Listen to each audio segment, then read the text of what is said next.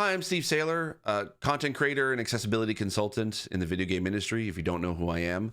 And I just got back from attending the Game Awards, the 10th anniversary of the Game Awards.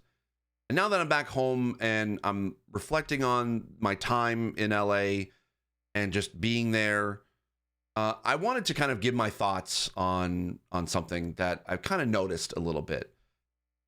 Before the awards, I was hearing quite a few people were considering not going in the future due to either increased costs for tickets or just general fatigue or maybe even a little bit of jadedness towards celebrating gaming in general for the year, especially after coming off another second year of just layoffs and just turmoil and negativity surrounding the industry right now. And I'll admit, I was starting to feel that too. I was also feeling the cost and the fatigue. I've been attending out of my own pocket for the past 4 years, and it is not an easy expense. And more, it's getting harder and harder to justify the costs, especially if you have to pay for your own ticket and the cost of increasing each year. I mean, I even considered not going in the future myself or doing what I saw other folks do and go to LA and hang out around the event, but not attend the awards in general. But around the end of the show, during the Game of the Year medley that was amazingly performed by the Game Awards Orchestra, I started to tear up. I remember watching the TGAs for a long time, for basically almost 10 years now. I remember watching during the Spike TV days. And also watching things like E3 presentations and in-person live showcases for years. And every time I would wish that I could go and just be a part of the audience someday. Just attending felt like a massive uphill achievement. But I teared up because I remembered those times. And in that moment, I was there. Not only attending as a fan of the industry, but by being a part of it. I've had the privilege and honor to consult with teams who were nominated and won.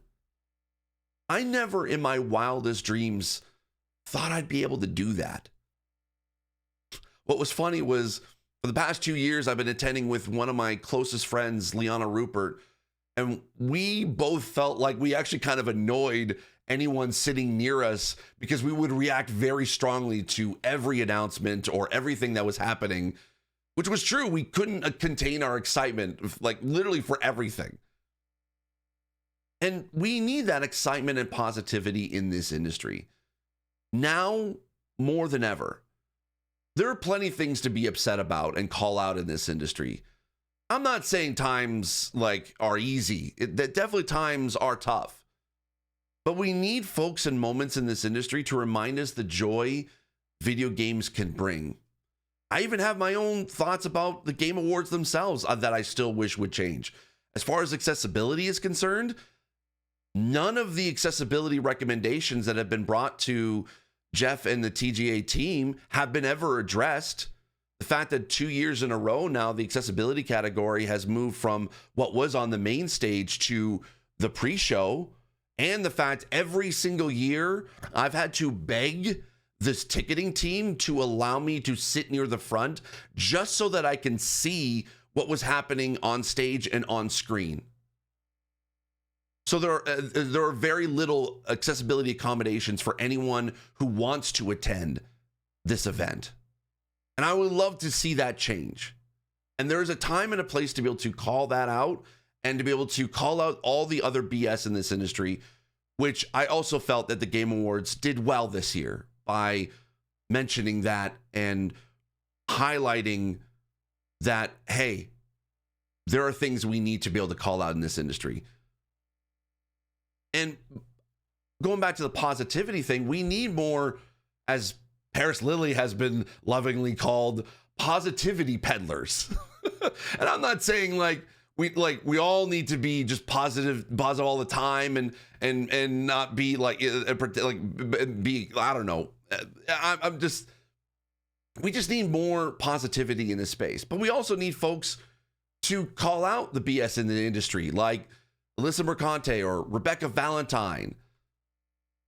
We need those folks, and we need we need to stop with the toxicity and the negativity around this industry and allow ourselves to kind of celebrate what we love, the hobby that we love, which is video games. And I know that sometimes we can get tired and jaded with everything that's going on. It's been a long, hard few years with a lot of loss, with a lot of just turmoil in the world today. But I can see the light at the end of the tunnel. I can see what's ahead. And it's going to take all of us to pick each other up, to walk towards it. Jeff Keighley mentioned that he couldn't wait to see what the 20th anniversary of the Game Awards would be like. But I, for one, can promise, as long as I'm still breathing and able, I'll be there in person to find out. Thank you so much.